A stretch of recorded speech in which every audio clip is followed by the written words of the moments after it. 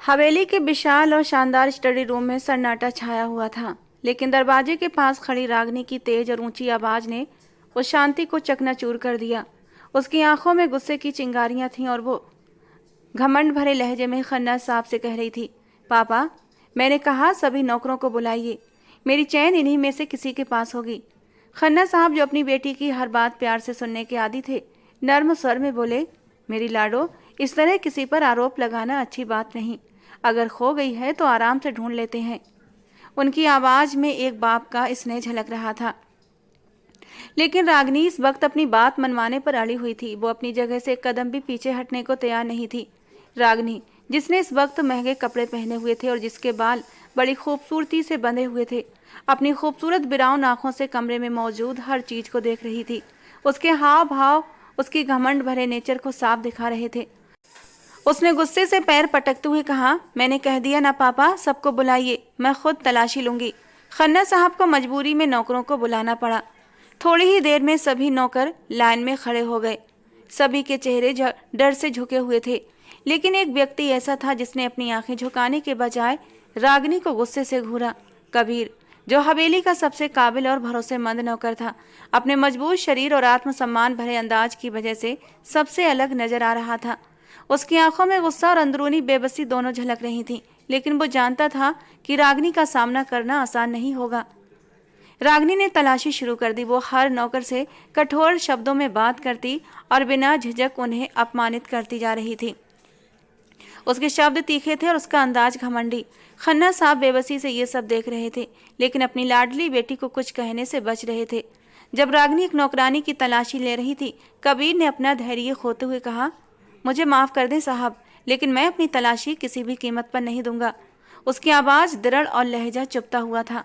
खन्ना साहब चौंक गए, जबकि रागनी ने तुरंत कबीर की ओर रुख किया। उसकी आंखें गुस्से से लाल हो गईं और उसने तंज भरी मुस्कान के साथ कहा, तुम मुझे बताओगे कि मुझे क्या करना चाहिए? अपनी औकात में रहो, दो कौड़ी के नौकर। कबीर के चेहरे पर बर्दाश्त की लकीरें गहरी हो गईं, लेकिन वो चुप रहा। रागनी का रवैया और भी सख्त हो गया। वो कबीर को एक पल के लिए भी अपने सामने डटा देखना नहीं चाहती थी। माहौल में तनाव बढ़ रहा था कि अचानक एक नौकरानी दौड़ती हुई आई और रागनी के सामने चैन रखती हुई बोली, मैडम जी, ये चैन वॉशरूम में मिली है, मैं सफाई कर रही थी तो ये नजर आई। तुरंत माहौल बदल गया। सभी नौकरों ने सुकून की सांस ली, जबकि रागनी ने गुस्से में चैन को हाथ में लेकर कबीर की तरफ देखा। उसकी नजरें अब भी नाराजगी जता रही थी, लेकिन कबीर अपनी जगह मजबूती से खड़ा रहा। उसके चेहरे पर ऐसी कठोरता थी जो उसकी अना को साफ जाहिर कर रही थी। खन्ना साहब ने तुरंत सभी को जाने का इशारा कर दिया। नौकर जल्दी से वहां से निकल गए, लेकिन कबीर और रागनी की नजरें एक दूसरे से टकराती नहीं। रागनी के होंठों पर नफरत भरी मुस्कान थी और कबीर की आंखों में गुस्से की गहराई। रागनी आखिरी बार कबीर को घूरकर वहां से चली गई, लेकिन उसके दिल में बस यही विचार गूंज रहा था कि कबीर ने उसके आदेश की अवहेलना की है। दूसरी तरफ कबीर उसके घमंडी अंदाज से बेहद नाखुश था, लेकिन अपनी बेबसी के साथ खड़ा रहने पर मजबूर था। सुबह का सूरज अपनी पूरी रोशनी के साथ चमक रहा था, लेकिन हवेली के बड़े से पोर्च में खड़ी रागनी के चेहरे पर गुस्से की परछाई साफ नजर आ रही थी। वो हमेशा अपने खास ड्राइवर शेरू के साथ ही यूनिवर्सिटी जाती थी, लेकिन आज उसने जिद ठान ली थी। कबीर की पिछली रात की बातों ने उसके अहंकार को झकझोर दिया था और वो दृढ़ निश्चय कर चुकी थी कि इस नौकर को अपने सामने झुकाए बिना चैन से नहीं बैठेगी। कबीर को बुलाओ, रागनी गुस्से में चिल्लाई। उसकी आवाज़ इतनी ऊंची थी कि पोर्च में खंबे भी कांप उठे। मुझे वही यूनिवर्सिटी लेकर जाएगा, पापा उसे नखरे करने के पैसे नहीं मिलते, बुलाओ उसे फौरन। क्वार्टर के अंदर कबीर अपनी जैकेट पहन रहा था। रागनी की गूंजती हुई आवाज़ उसके कानों में साफ सुनाई दे रही थी। उसने झुंझलाकर बाहर की ओर देखा और मन ही मन एक गहरी सांस छोड़ दी। कई बार उसका दिल करता था कि वो इस घमंडी लड़की के घमंड को चकनाचूर कर दे, लेकिन वो जानता था कि इस हवेली में उसकी हैसियत एक नौकर से ज़्यादा कुछ नहीं। अपनी बेबसी पर काबू पाते हुए उसने अपने होठों पर चुप्पी का ताला लगा लिया और बाहर निकल आया। पोर्च में खड़ी रागनी ने उसे आते देखा तो सीने पर हाथ बांधकर घमंडी अंदाज में बोली, आराम कर लिया, अब मुझे यूनिवर्सिटी लेकर चलो। तुम जैसे नौकरों का दिमाग ठीक करना मुझे बहुत अच्छे से आता है। कबीर ने उसकी बात सुनी, लेकिन जवाब देने की बजाय गहरी सांस लेते हुए अपने गुस्से पर काबू रखा और कार की ओर बढ़ गया। वो जानता था उसकी ये चुप्पी उसकी सबसे बड़ी ढाल है। स्टीयरिंग थामते हुए जैसे ही उसने कार का दरवाजा बंद किया, रागिनी की एक गुस्से से चीखती हुई आवाज उसके कानों में गूंजी, फौरन बाहर आओ और मेरे लिए कार का दरवाजा खोलो। किस बात के लिए? हम तुम्हें पैसे देते हैं। कबीर का दिल चाहा कि उसी वक्त वहां से चला जाए और अपनी नौकरी छोड़ दे, लेकिन वो जानता था कि जिस मकसद से वो यहाँ आया है वो पूरा किए बिना ये जगह छोड़ नहीं सकता। उसने चुपचाप दरवाजा खोला और एक और खड़ा हो गया। रागिनी ने तिरस्कार भरी नजर उससे मिलाई और बिना कुछ कहे कार में बैठ गई। कबीर ने अपनी सहन शक्ति की परीक्षा लेते हुए कार का दरवाजा बंद कर दिया और स्टीयरिंग थाम कर शहर की ओर रवाना हो गया। कार में खामोशी का घना पर्दा था। कबीर खुराना एक खूबसूरत पर्सनालिटी का मालिक था। वो कहीं से भी नौकर नहीं लगता था। उसके हर अंदाज में एक रौब झलकता था और यही रौब, यही अंदाज रागिनी को गुस्सा दिलाता था। उसे तो अपने सारे नौकर अपने सामने सर झुकाए पसंद थे। कोई उसे नजर उठाकर बात करे ये रागिनी को अच्छा नहीं लगता था। वो इस मगरूर नौकर का घमंड तोड़ना चाहती थी। रागिनी ने लंबी चुप्पी के बाद तंज भरे लहजे में कहा, तुम लोग हमेशा खुद को बहुत बड़ा समझने लगते हो, है ना? थोड़ा अच्छा खा लिया और पह लिया तो अपने मालिक को ही आंख दिखाने लगते हो।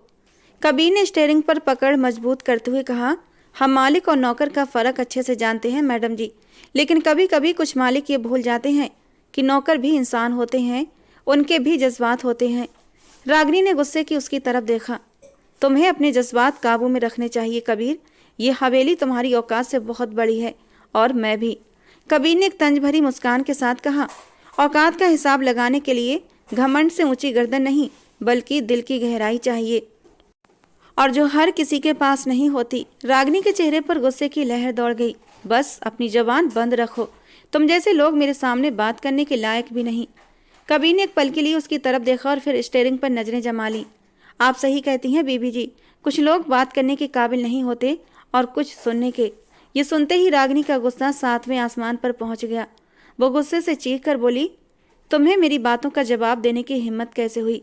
तुम्हें तुम्हारी औकात याद नहीं क्या?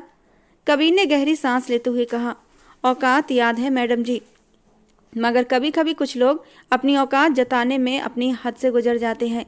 तब दूसरों को उन्हें याद दिलाना पड़ता है कि इज्जत हर इंसान का हक है। रागिनी ने गुस्से में कार की सीट पर मुक्का मारा, तुम्हें इस हवेली से निकाल कर बाहर कर दूंगी। तुम जैसे लोग मेरे पापा की नरमी का गलत फायदा उठाते हैं। कबीर ने धैर्य का प्रदर्शन करते हुए चुप्पी साध ली और कार यूनिवर्सिटी के करीब लाकर रोकी। दरवाजा खोलते हुए उसने झुककर कहा, आपका सफ़र ख़त्म हुआ बीबी जी। रागिनी ने उसकी तरफ गुस्से से देखा और कार से उतरते हुए बोली, यह आखिरी बार था जब तुमने मुझे यूनिवर्सिटी छोड़ा। अब तुम्हें हवेली में ज़्यादा दिन नहीं मिलेंगे कबीर। कबीर ने बिना कुछ कहे उसकी बात सुनी और अपनी जगह खड़ा रहा जब तक वो यूनिवर्सिटी के अंदर नहीं चली गई। उसके जाने के बाद उसने गहरी सांस ली और दिल ही दिल में कहा, कुछ लड़ाइयाँ खामोशी से लड़नी पड़ती हैं कबीर, और ये लड़ाई भी उनमें से एक है। फिर उसने कार हवेली की तरफ मोड़ दी। यूनिवर्सिटी की कैंटीन हमेशा की तरह भरी हुई थी। हर तरफ हंसी मजाक और बातचीत का शोर था, मगर कैंटीन के कोने में बैठी रागिनी की नज़रें जैसे शोले बरसा रही थीं।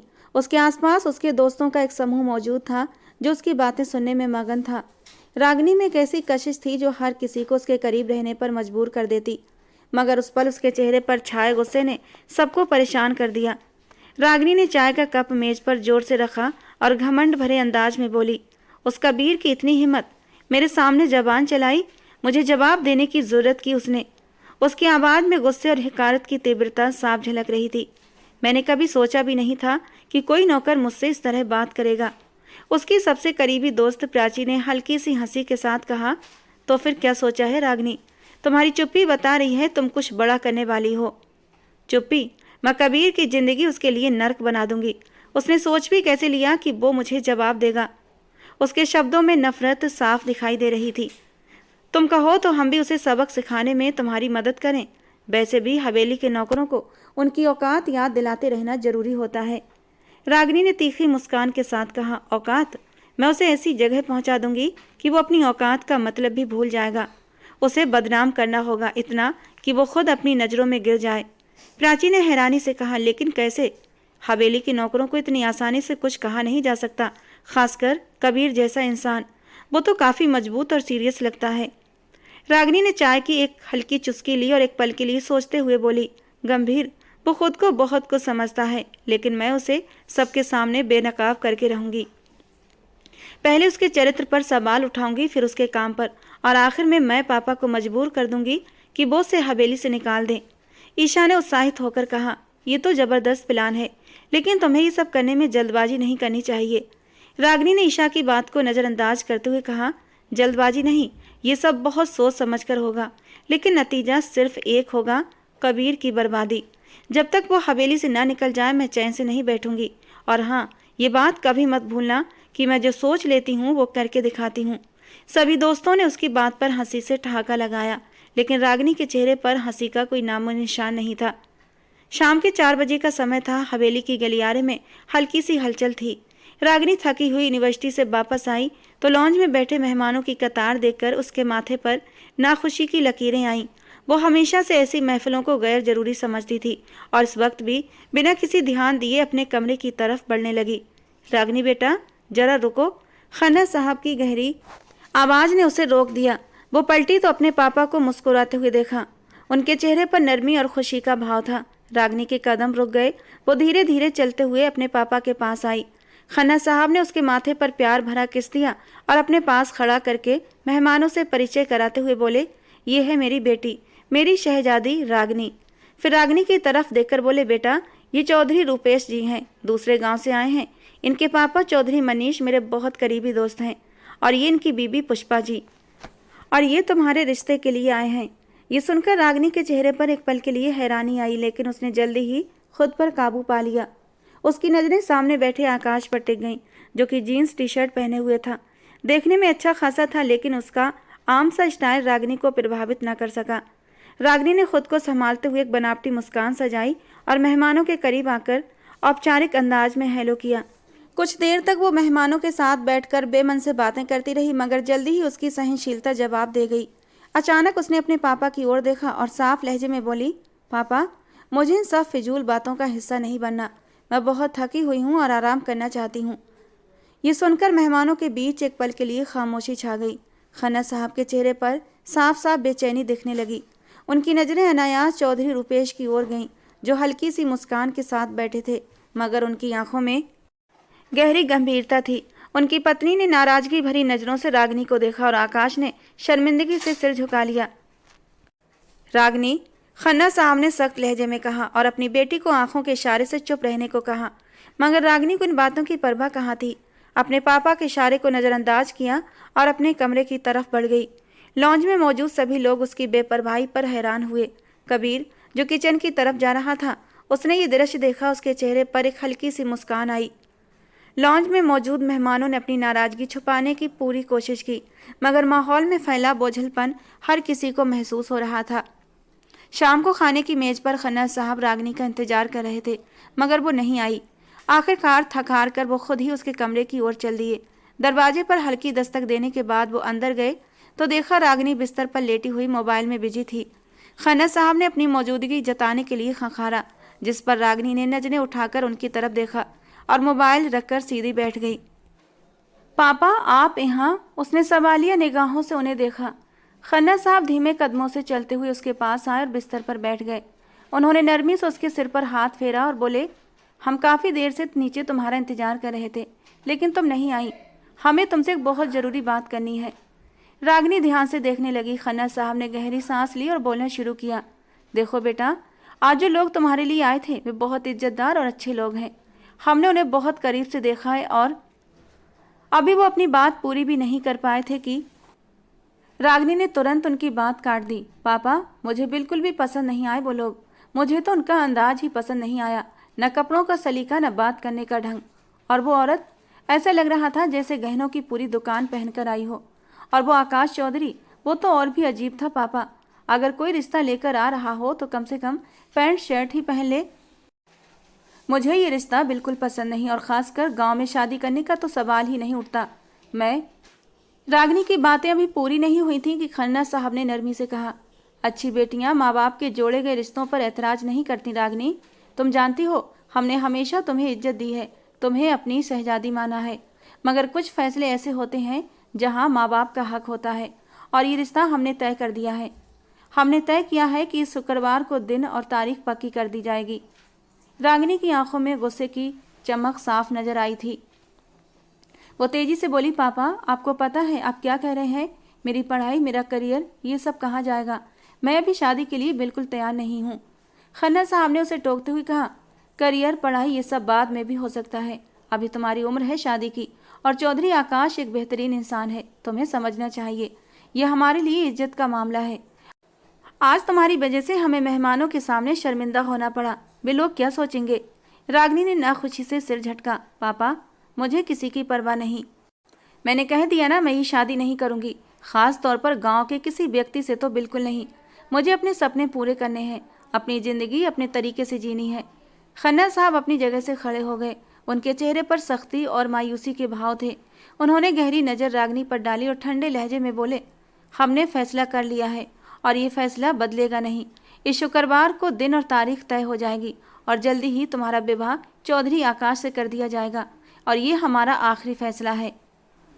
अपना फैसला सुनाकर वो कमरे से चले गए, जबकि रागिनी गुस्से और बेबसी से बिस्तर पर गिर पड़ी। उसके दिमाग में बगावत की एक चिंगारी भड़की। काफी देर तक कमरे में बैठकर रागिनी ने अपने भावनाओं को काबू में करने की कोशिश की।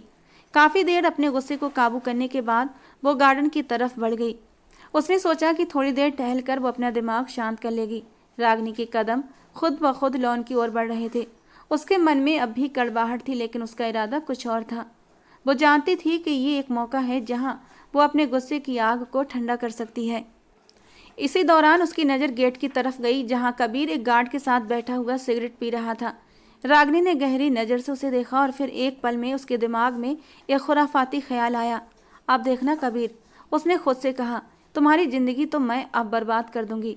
आज मैं तुम्हें ऐसी सज़ा दूंगी कि तुम कभी नहीं भूलोगे। वो तेज कदमों से कबीर के करीब पहुंची। कबीर और गार्ड ने जैसे ही रागिनी को देखा, दोनों खड़े हो गए, लेकिन रागिनी ने फौरन कबीर के हाथ से सिगरेट छीन ली और अपनी कलाई पर लगाकर तुरंत जमीन पर फेंक दी। उसके बाद उसने एक जोरदार चीख मारी जो पूरे घर में गूंज उठी, और फिर जमीन पर बैठकर जोर जोर से रोने लगी। उसकी आवाज़ ने पूरे घर को हिला दिया। खन्ना साहब, जो अभी स्टडी रूम में बैठे थे, फौरन बेटी की चीख सुनकर पोर्च की तरफ दौड़े। कबीर और गार्ड दोनों हैरान परेशान थे कि अचानक क्या हुआ। जब खन्ना साहब रागिनी के पास पहुंचे, उसने फौरन अपना जला हुआ हाथ उन्हें दिखाया और पापा को देखते हुए चीखी, पापा देखिए इसने मेरे साथ क्या किया है। मैं तो इसे सिगरेट पीने से मना कर रही थी और इसने मेरा हाथ ही जला दिया।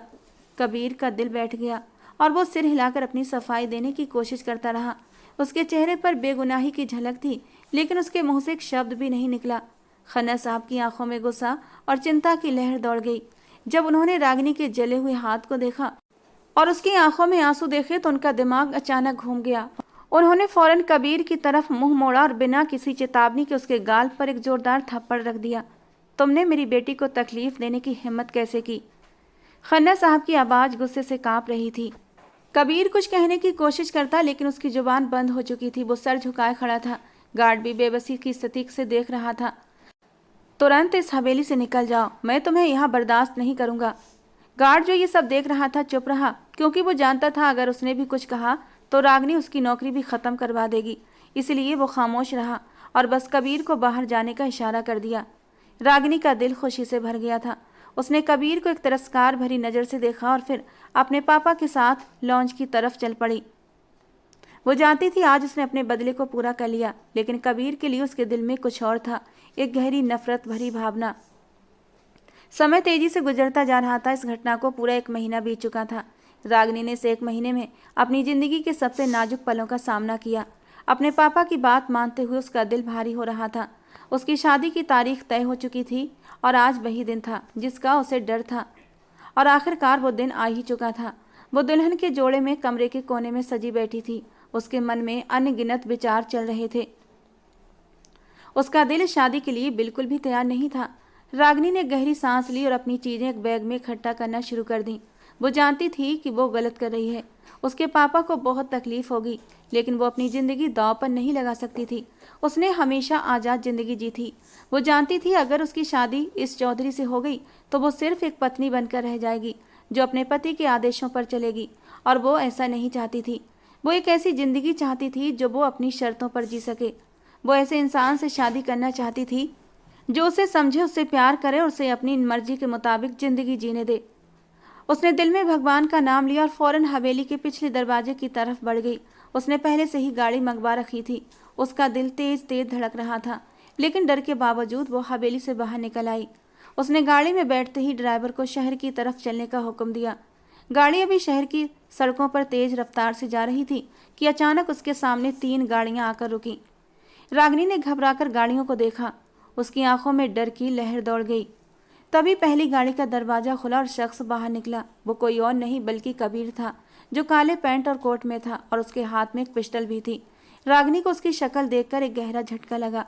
वो उसके सामने खड़ा था और शांत अंदाज में बोला, बेबी डॉल, गेम ओवर। उसकी आवाज़ में एक स्पष्ट आत्मविश्वास था, जैसे वो पहले ही इस स्थिति का पूरा जायजा ले चुका हो। रागिनी के अंदर डर की लहर दौड़ी। कबीर ने गाड़ी का दरवाजा खोला और उसे बाहर खींच लिया। उसने उसका हाथ पकड़कर अपनी गाड़ी तक घसीटते हुए ले गया। रागिनी ने अपनी पूरी कोशिश की कि वो खुद को उससे छुड़ा ले, लेकिन ये संभव नहीं था। उसकी जुबान बंद हो चुकी थी। वो उस अनजानी जगह पर लेकर आया था जहाँ पर शादी का इंतजाम पहले से था। पंडित जी ने शादी के मंत्र पढ़ना शुरू कर दिए। उसके लाख विरोध के बावजूद वो सारे अधिकारों के साथ कबीर के नाम लिख दी गई थी। उसकी सिसकियाँ पूरे लिविंग रूम में गूंज रही थीं। आज उसे अपनी मजबूरी पर बेहद अफसोस हो रहा था। वो कुछ नहीं कर पाई थी और उसकी ज़िंदगी उस इंसान के नाम हो गई जो उससे सख्त नफरत करता था। कुछ देर बाद कबीर ने एक नौकरानी के जरिए उसे कमरे में भेज दिया और खुद किसी काम के सिलसिले में बाहर चला गया। उसकी वापसी रात के करीब 2 बजे हुई। उसका इरादा आराम करने का था, लेकिन फिर उसके दिमाग में अपनी नई नबेली दुल्हन का ख्याल आया। चेहरे पर एक बेहद गुस्से भरी मुस्कान सजाए वो कमरे की ओर बढ़ा, लेकिन जैसे ही कबीर कमरे के अंदर दाखिल हुआ, एक उड़ता हुआ गुलदान हवा में उठा और सीधा कबीर की तरफ फेंका गया। कबीर समय रहते एक तरफ हो गया, वरना उसका सिर फट जाता। इस हमले ने उसके दिल में कड़वाहट भर दी। कबीर ने घूरती हुई नजरों से उस लड़की की ओर देखा, जो उस पल किसी योद्धा राजकुमारी से कम नहीं लग रही थी। रागिनी के चेहरे पर गुस्से के गहरे भाव थे और उसकी आंखों में आंसुओं की हल्की सी चमक थी, जैसे वो अंदर ही अंदर टूट रही हो। खबरदार, मेरे करीब आने की कोशिश भी मत करना, वो तड़प कर बोली। उसकी आवाज़ में गुस्सा, बेबसी और दर्द का भाव था। मैं तुम्हारा खून पी जाऊंगी कबीर। तुमने जो मेरे साथ किया है उसकी सजा तुम्हें जरूर मिलेगी। मैं तुम्हें कभी माफ़ नहीं करूंगी। कबीर एक पल के लिए खामोश खड़ा रहा। वो जानता था कि उसने जो कुछ किया वो गलत था, लेकिन वो कबीर खुराना था। उसकी दुनिया में माफ़ी या पछतावे की कोई जगह नहीं थी। धीरे धीरे कदम उठाता वो रागिनी के करीब आया और उसके चेहरे पर एक हल्की सी मुस्कान आई। माफ़ी मांगने का तो सवाल ही नहीं उठता मेरी जान। उसकी आवाज़ में एक अजीब सी सख्ती और नरमी का मेल था, जैसे वो उसकी हर बात को बेकार समझ रहा हो। रागिनी के शब्द जहर से भरे हुए थे। तुमने मेरे साथ जो किया वो सब माफ़ करने के लायक नहीं है। तुमने मेरी इज्जत को रौंद दिया, मेरे अस्तित्व को कुचल दिया। उसके लहजे की कड़वाहट उसके दिल की टूटन को साफ जाहिर कर रही थी। बकवास मत करो, जबान चलाने की इजाज़त मैंने नहीं दी है तुम्हें। कबीर का लहजा तेज हो गया। उसने रागिनी की कमर में हाथ डालकर उसे करीब कर लिया। याद रखो, मैं तुम्हारा पति हूँ और ये सच्चाई तुम्हें हर हाल में कबूल करनी होगी। ये कहते कहते कबीर ने अपने लबों से उसकी गर्दन को छुआ था और रागिनी का वजूद उसके स्पर्श से कांप गया। उसने खुद को उससे छुड़ाने की कोशिश की। पति, तुम पति कहलाने के लायक नहीं हो। मुझे यहाँ नहीं रुकना, मैं यहाँ से भाग जाऊंगी, रागिनी ने गुस्से से कहा। उसकी आंखों से आंसू बहने लगे। कबीर ने एक पल के लिए खामोशी इख्तियार की, जैसे वो उसके शब्दों के भार को महसूस कर रहा हो। फिर अचानक वो झुककर पलंग के नीचे से कुछ निकालने लगा और रागिनी का दिल जोर जोर से धड़कने लगा। ये क्या कर रहे हो कबीर? मुझे छोड़ो।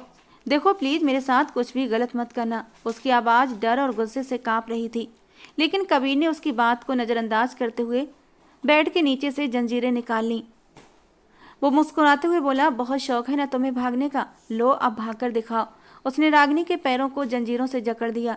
रागिनी ने हैरानी और बेबसी के आलम में अपने पैरों की तरफ देखा, जैसे उसे यकीन ना हो कि ये सब सच में हो रहा है। उसके आंसू अब बेकाबू होकर बहने लगे। वो सिसकते हुए बोली, कबीर मुझे माफ़ कर दो, मैंने जो भी गलती की हो उसके लिए माफ़ी चाहती हूँ, प्लीज़ मुझे जाने दो। कबीर ने उसके आंसुओं को नज़रअंदाज करते हुए कहा, यही सजा है तुम्हारी, तुम्हें मेरी मर्जी के मुताबिक रहना होगा। उसके लहजे में किसी तरह की नरमी का कोई संकेत नहीं था। कबीर ने आखिरी बार उसे अपनी कड़क निगाहों से देखा और दरवाजे की तरफ बढ़ गया। रागिनी ने बेबसी से उसे जाते हुए देखा। उसकी चीखें और सिसकियां कमरे में गूंज रही थीं। कबीर के कदमों की आवाज़ धीरे धीरे गायब हो गई और रागिनी एक हारी हुई कैदी की तरह जंजीरों में जकड़ी रह गई। रात धीरे धीरे अपनी स्याही में और गहरी होती गई। कमरे में सन्नाटा था, लेकिन रागिनी की सिसकियां उस सन्नाटे को चीरती रहीं। उसके आंसू गालों से बहते हुए फर्श पर गिरते रहे। ये रात उसके लिए किसी कयामत से कम नहीं थी। दूसरी तरफ कबीर अपने कमरे में बेफिक्र होकर गहरी नींद सो रहा था, जैसे उसे किसी चीज की परवाह ना हो। सुबह सूरज की किरणें खिड़की के पर्दों से झांकने लगीं और कबीर की आंख खुली। उसने एक पल के लिए कमरे में इधर उधर देखा, फिर सीधा बाथरूम की तरफ बढ़ गया। कपड़े बदले, नहाया और आईने के सामने खड़े होकर अपने बालों को संभालने लगा। अपनी तैयारी पूरी करने के बाद वो सीधा रागिनी के कमरे की तरफ चल पड़ा। कबीर कमरे में दाखिल हुआ तो उसकी नज़र रागिनी पर पड़ी, जो नींद में बेसुध थी। वो जमीन पर बैठी थी, उसका सिर बिस्तर के किनारे पर टिका हुआ था। उसका चेहरा इस वक्त बेहद मासूम लग रहा था, जैसे किसी नन्ही सी परी का। कबीर एक पल के लिए ठहर सा गया। उसकी नज़रों ने रागिनी के चेहरे के हर पहलू को टटोला। उसके गालों पर आंसुओं के निशान थे, जिन्हें देखकर कबीर के दिल में शर्मिंदगी का भाव आया। लेकिन अगले ही पल कबीर ने अपनी नज़रों में सख्ती लाई और धीरे धीरे कदम उठाते हुए उसके करीब आया। वो झुककर उसकी तरफ देखने लगा। अचानक उसने सख्त आवाज़ में कहा, उठो रागिनी, ये सोने का वक्त नहीं है, मुझे नाश्ता चाहिए और वो तुम मुझे बनाकर दोगी। रागिनी हड़बड़ाकर जागी। उसकी आंखों में हैरानी और डर था। रात भर रोने के कारण उसका चेहरा लाल हो चुका था और आंखें सूजी हुई थीं। वो कांपती हुई आवाज़ में बोली, मुझे मुझे खाना बनाना नहीं आता। उसके शब्दों में बेबसी झलक रही थी, लेकिन कबीर के चेहरे पर सख्ती और भी बढ़ गई। बहानेबाजी मेरे सामने मत करो रागिनी। कबीर ने गुस्से से उसे घूरा और उसका बाजू पकड़कर खड़ा करने की कोशिश की, लेकिन जैसे ही वो खड़ी हुई, लड़खड़ाकर फिर से जमीन पर बैठ गई। उसके पैरों में जंजीरों के कैद की वजह से गहरी तकलीफ हो रही थी और वो अपना पैर पकड़कर कराहने लगी। कबीर के कदम वहीं रुक गए। उसकी कराहती आवाज़ ने एक पल के लिए उसके दिल को नरम कर दिया। वो नीचे जमीन पर बैठ गया और गौर से रागिनी के पैरों को देखने लगा, जो जंजीरों की रगड़ से लाल हो चुके थे। उसके चेहरे पर एक पल के लिए नरमी के भाव आए, लेकिन उसने तुरंत अपनी संजीदगी पर लौटते हुए कहा, ये तकलीफ तुम्हें तुम्हारे अपने कर्मों की वजह से मिली है। फिर भी उसकी आवाज़ में पहले जैसी कठोरता नहीं थी। उसने अपनी जेब से एक मरहम निकाला और उसके पैरों पर लगाने लगा। रागिनी ने अब इस बात से उसकी ओर देखा, जैसे वो यकीन नहीं कर पा रही हो कि कबीर, जिसने रात भर उस पर कहर बरपाया, अब उसके जख्मों पर मरहम लगा रहा था। ये सब क्यों कर रहे हो? रागिनी ने धीमे से पूछा। उसकी आवाज़ में अविश्वास और तकलीफ का भाव था। कबीर ने जंजीरों को खोलते हुए कहा, मैं तुम्हारे लिए नाश्ता बना देता हूँ, लेकिन तुम्हें तुरंत नीचे आना होगा। मैं कोशिश करूँगी, रागिनी ने धीरे से कहा। कोशिश नहीं, मुझे नतीजे चाहिए रागिनी। कबीर ने उसे सख्त नज़रों से देखा और फिर धीरे से उठकर कमरे से बाहर चला गया। रागिनी वहीं बैठी रही। उसके शब्द उसके कानों में गूंजते रहे। वो जानती थी कबीर की शख्सियत में सख्ती थी, लेकिन आज के इस पल में उसने उस सख्ती के पीछे छिपी हुई हल्की सी नरमी को भी महसूस किया। कबीर ने उसे गौर से देखा और अपनी कुर्सी को पीछे खींचकर सीधा बैठा। उसके होठों पर एक अजीब सी कठोरता थी। नाश्ते के बाद अपने पापा को फ़ोन करोगी? कबीर की आवाज़ ने कमरे की खामोशी को तोड़ दिया। रागिनी के हाथ रुक गए। उसने सिर उठाकर कबीर की तरफ देखा। कबीर ने अपनी बात जारी रखते हुए कहा, उन्हें बताओगी कि तुमने मेरे साथ भागकर शादी कर ली है और ये भी कि तुमने मुझे पसंद किया है, इसलिए मुझे अपनी नौकरी से निकाल दिया क्योंकि तुम ये बर्दाश्त नहीं कर सकती थी कि मैं किसी और के लिए काम करूं। रागिनी का दिल धड़क उठा। उसने तुरंत निवाला छोड़ दिया और बेबसी से बोली, नहीं, मैं ये नहीं कर सकती। उसकी आवाज़ में डर और बेचारगी थी। अगर उन्होंने ये सब सुना तो वो मर जाएंगे। मैं जानती हूँ कि मैंने गलत कदम उठाया था, लेकिन अभी इस तरह की बात नहीं कर सकती। आकाश चौधरी ने न जाने मेरे पापा के साथ क्या किया होगा, और अगर मैंने ऐसा कहा तो तुम्हारे लिए भी खतरा हो सकता है। कबीर ने उसकी बात काटते हुए अपनी कुर्सी से उठकर झुककर उसका बाजू मजबूती से पकड़ लिया। उसकी पकड़ में लोहे जैसी कठोरता थी और आंखों से गुस्सा झलक रहा था। जो कहा है वही करो रागिनी, शायद तुम कल रात की वो जंजीरें भूल गई हो। उसका लहजा ठंडा और निर्दयी था। रागिनी का शरीर चुपचाप सिहर उठा। उसकी आंखों में आंसू तैरने लगे। उसने सिर झुका लिया और धीरे से बोली, ठीक है, मैं फ़ोन कर दूंगी। कबीर ने उसका बाजू छोड़ दिया और एक पल के लिए उसे देखा। वो फिर से कुर्सी पर बैठ गया और नाश्ता करने लगा। दोपहर को जब वो अपने कमरे में थी तो दरवाज़ा खुलने की आवाज़ पर उसकी सांसें रुक सी गईं। कबीर अंदर आया तो उसके हाथ में खाने का कुछ सामान था, लेकिन उसकी नज़रें तुरंत अपनी पत्नी पर जा ठहरी। रागिनी का बिखरा हुआ हाल देखकर कबीर के माथे पर लकीरें उभर आईं। वो चुपचाप कदम बढ़ाता हुआ उसके पास पहुंचा और सोफे के पास बैठ गया। रागिनी ने उसकी मौजूदगी महसूस करते ही डर से खुद को एक तरफ खींचा, जैसे उसकी नज़दीकी ने उसे और कमज़ोर बना दिया हो।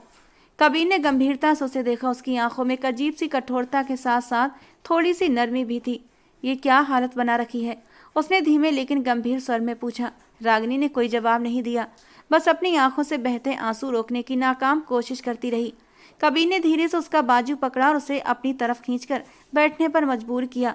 उसकी पकड़ में इस बार कठोरता की जगह एक अजीब सी नरमी थी, जैसे वो उसे संभालने की कोशिश कर रहा हो। क्यों रो रही हो?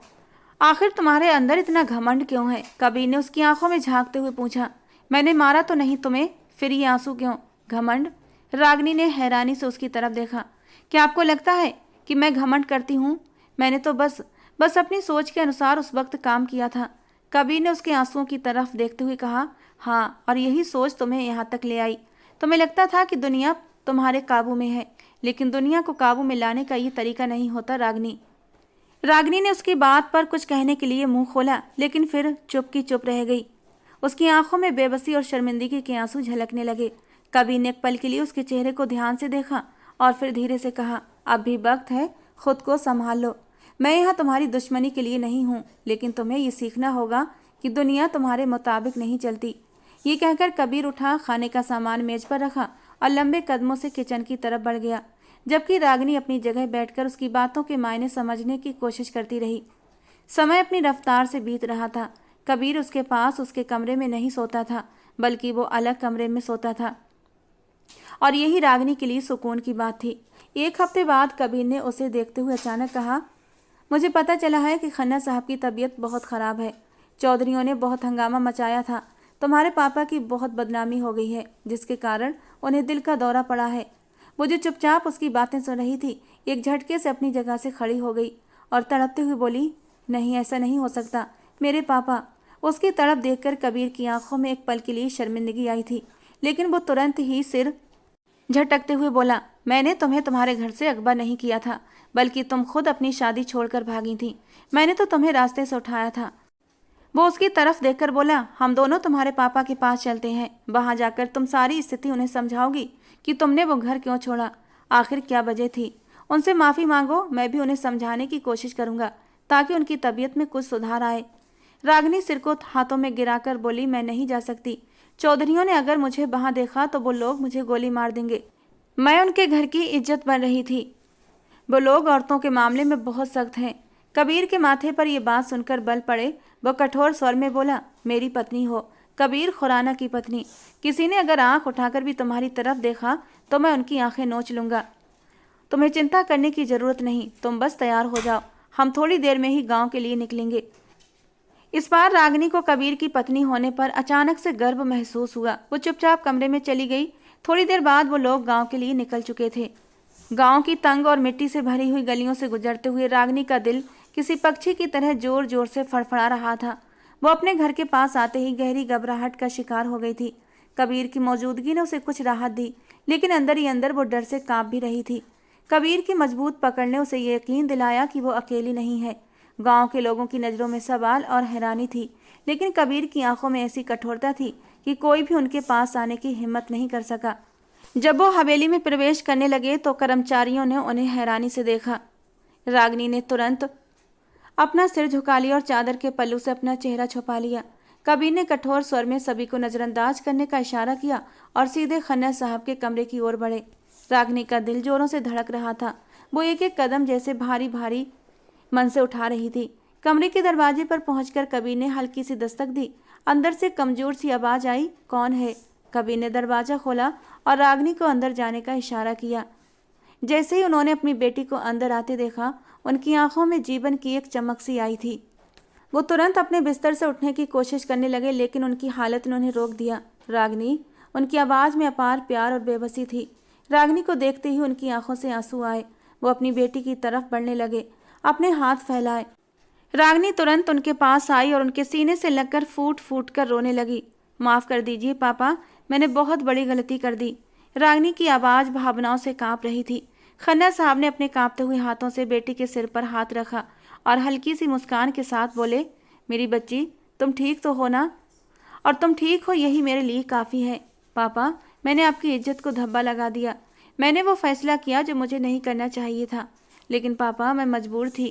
खन्ना साहब ने उसे प्यार से करीब करते हुए कहा, बेटा, इंसान गलती का पुतला है।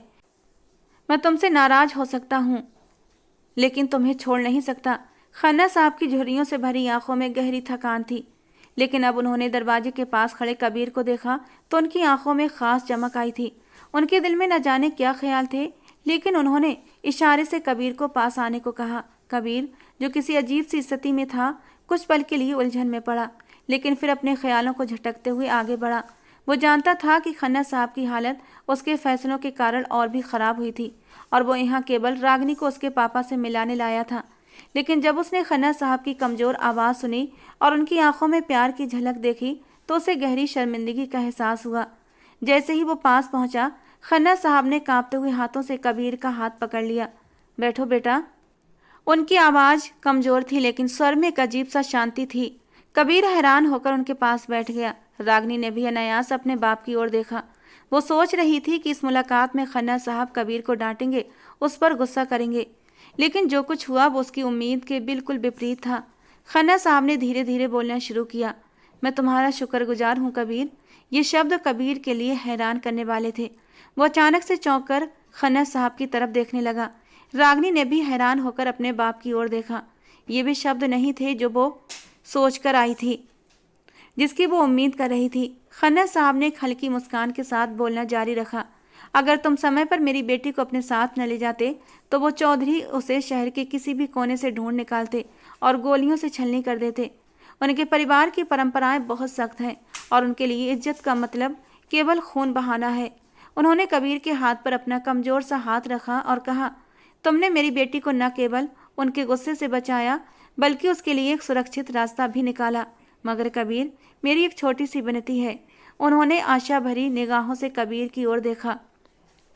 कबीर ने एक पल के लिए सोचते हुए कहा, जी बोलिए, आपके आदेश को पूरा करूंगा। खन्ना साहब ने गहरी सांस लेते हुए कहा, मेरी बेटी बहुत नाजुक दिल की है। वो तुम्हारे साथ एक नई जिंदगी शुरू कर चुकी है, मगर ये जिंदगी उसके लिए आसान नहीं होगी। मैं तुमसे वादा चाहता हूँ कबीर कि तुम उसे इज्जत और शांति दोगे जिसकी वो हकदार है। मैं जानता हूँ तुम्हारा मिजाज सख्त है, मगर पत्नी के लिए पति का प्यार और इज्जत ही सब कुछ होता है। कबीर की आंखों में नरमी के संकेत नजर आने लगे। उसने सिर हिलाते हुए कहा, आप फिक्र न करें, मैं वादा करता हूँ कि रागनी को उसकी ज़िंदगी में कभी कोई कमी महसूस नहीं होने दूंगा। वो मेरी इज्जत है और मैं उसे हमेशा अपनी पत्नी के तौर पर स्वीकार करूंगा। खन्ना साहब के चेहरे पर एक शांति की लहर दौड़ गई। उन्होंने रागनी को अपने पास बुलाया और उसका हाथ कबीर के हाथ में दे दिया। मेरी बेटी अब तुम्हारी अमानत है और उसे कभी अपने से दूर मत करना। रागनी, जो अब तक चुप थी, उसने एक पल के लिए अपने पापा को देखा, फिर कबीर की तरफ देखा। उसके चेहरे पर कृतज्ञता और शांति के मिले जुले भाव थे। उसने धीरे से सिर झुकाकर अपने फैसले को स्वीकार किया। कबीर कमरे में प्रवेश करते ही दरवाजा जोर से बंद करके रागनी की तरफ बढ़ा। उसके माथे पर गुस्से की लकीरें थीं और उसके कदमों की आवाज़ कमरे की खामोशी को चीर रही थी। रागनी आईने के सामने खड़ी अपने बाल सलीके से संवार रही थी। उसका हल्का गुलाबी ड्रेस कमरे की मध्यम रोशनी में और भी आकर्षक लग रहा था। कबीर की कठोर नज़रें उस पर जम चुकी थीं, लेकिन रागनी अपने काम में व्यस्त थी, जैसे वो उसकी मौजूदगी को नज़रअंदाज कर रही हो। तुम्हारे पापा ने कह दिया कि मैं तुम्हें इज्जत, मोहब्बत और दर्जा दूं, इसका मतलब ये नहीं कि मैं तुम्हें अपने सिर पर बिठा लूंगा, कबीर ने कड़े स्वर में कहा। उसके शब्द कमरे में गूंजने लगे। तुम समझती हो कि वो अपनी बात पूरी करता इससे पहले ही रागनी ने आईने के सामने से हटकर पलटते हुए उसकी तरफ देखा। कबीर की जुबान जैसे एकदम रुक सी गई और उसकी नज़रें रागनी की खूबसूरती में कहीं भटक गईं। गुलाबी मैक्सी में उसका दूधिया रंग मोतियों की तरह दमक रहा था। बड़े गले की मैक्सी से उसकी खूबसूरती कबीर को बहकाने लगी थी। कबीर, जो खुद को मजबूत और अडिग समझता था, उस वक्त अपनी जगह पर जैसे मूर्तिबत खड़ा था। उसके शब्द गले में अटक गए थे। वो बिना पलक झपकाए रागनी को देख रहा था, जो धीरे धीरे उसकी तरफ बढ़ रही थी। वो कबीर के बिल्कुल पास आकर रुक गई और उसके चेहरे की तरफ देखकर अपनी बाहें उठाईं। कबीर को संभलने का मौका दिए बिना उसने अपनी एड़ी को ऊंचा किया और प्यार से उसके माथे पर एक मोहब्बत भरा किस दिया। कबीर की आंखें हैरान होकर फैली थीं और उसके दिल की धड़कन जैसे रुक सी गई। कबीर खुराना। रागनी ने अपनी बाहों का हार उसके गले में डालते हुए नर्म आवाज में कहा, मोहब्बत और इज्जत देने के लिए किसी के आदेश की ज़रूरत नहीं होती। ये दिल से निकलने वाली चीज़ है, और अगर मैंने तुम्हारे दिल में थोड़ी सी भी जगह बना ली है तो ये मेरा हक है किसी का आदेश नहीं। कबीर ने अपनी सांसों को नियंत्रित करने की कोशिश की, लेकिन वो रागिनी के पास होने की खुशबू और उसकी नरम आवाज में जैसे खो गया था। उसकी पकड़ सख्त होने की बजाय नरम पड़ गई थी। रागिनी, वो धीमी आवाज में बोला, लेकिन शब्द उसके होंठों पर आकर रुक गए थे। रागिनी ने नरमी से उसके चेहरे की ओर हाथ बढ़ाया और कहा, कबीर, मैं जानती हूँ कि तुम्हारा मिजाज सख्त है और तुम्हारी जिंदगी में मोहब्बत को जगह देना शायद मुश्किल है, मगर मैं तुम्हारी बीवी हूँ। मैंने तुम्हें तुम्हारी हर अच्छाई, हर कमी के साथ स्वीकार किया है। अब ये तुम पर है कि तुम मुझे अपनी जिंदगी में वो जगह दो जिसकी मैं हकदार हूँ। मैं जानती हूँ कि बहुत सी जगहों पर मैंने बहुत बड़ी बड़ी गलतियाँ की हैं, मगर माफ़ी भी किसी चीज़ का नाम है। मुझे यकीन है कि मेरा पति मुझे ज़रूर माफ़ करेगा। कबीर ने पहली बार अपनी नज़रों में नरमी महसूस की। उसने रागिनी के हाथ को अपने हाथ में थाम ली और एक गहरी सांस ली। रागिनी, मैं नहीं जानता तुम मेरी ज़िंदगी में क्या मकाम रखती हो, लेकिन आज पहली बार किसी लड़की ने मेरे दिल में ऐसी खासियत पैदा कर दी है जो मेरे लिए नई है। मगर फिर भी मुझे हर हाल में अपना तरीका बदलना होगा अगर तुम मुझे पति स्वीकार करती हो तो। वो चेतावनी देने वाले अंदाज में बोला था। रागिनी कबीर के सामने खड़ी थी। उसके चेहरे पर एक अजीब सी नरमी थी जो पहले कभी कबीर ने महसूस नहीं की थी। उसकी आंखों में पछतावे की परछाइयां और जुबान पर नरमी थी। कबीर, जो हमेशा रागिनी को जिद्दी, स्वार्थी और घमंडी समझता आया था, आज पहली बार उसे किसी और रूप में देख रहा था। उसने धीरे से उस नाजुक सी और जिद्दी सी लड़की को अपनी बाहों में समेट लिया था, जो अब अपने गुस्से और अना को छोड़कर अपना आप कबीर को सौंप चुकी थी। लेकिन अगले ही पल रागिनी उसकी बाहों से निकली थी। लेकिन कबीर, एक बात तो बताओ, आखिर तुम्हारी हकीकत क्या है? क्योंकि तुम मुझे कहीं से भी नौकर नहीं लगते। तुम्हारी पर्सनालिटी में कुछ ऐसी बात है जो तुम्हें सबसे अलग बनाती है। उसकी बात पर कबीर के होंठों पर एक गहरी मुस्कान आई थी। क्योंकि मैं डीएसपी कबीर खुराना हूँ, नौकर नहीं। उसकी छोटी सी नाक को पकड़ते हुए कबीर ने उसके सर पर बम फोड़ा था। क्या? फिर तुम नौकर बनकर? क्यों? क्योंकि हमें हमारे जासूसों से पता चला था कि तुम्हारे पापा गैर कानूनी काम करते हैं, इसीलिए मैं नौकर बनकर तुम्हारे घर पर आया था। लेकिन तुम्हारे घर पर रहते हुए मुझे पता चला कि वो सिर्फ एक गलत खबर थी। असल में ऐसा कुछ भी नहीं था। इस हकीकत ने रागिनी को हैरान कर दिया था और अंदर से खुश भी थी कि वो डीएसपी कबीर खुराना की बीवी है। उसने बहुत ही सुकून से अपना सर कबीर के सीने से टिका दिया था और कबीर ने भी उसे अपनी बाहों में समेटकर उसके माथे को चूम कर अपने प्यार का एहसास कराया था। दोनों ने जिंदगी की नई शुरुआत की थी जिसमें सिर्फ प्यार और विश्वास की चमक थी। दोस्तों, आज की हमारी ये कहानी आपको कैसी लगी कमेंट बॉक्स में ज़रूर बताना। पसंद आई हो तो प्लीज़ लाइक करना। रोज़ एक नई रोमांटिक कहानी सुनने के लिए हमारे चैनल को सब्सक्राइब जरूर करना। मिलते हैं दोस्तों एक नई कहानी के साथ।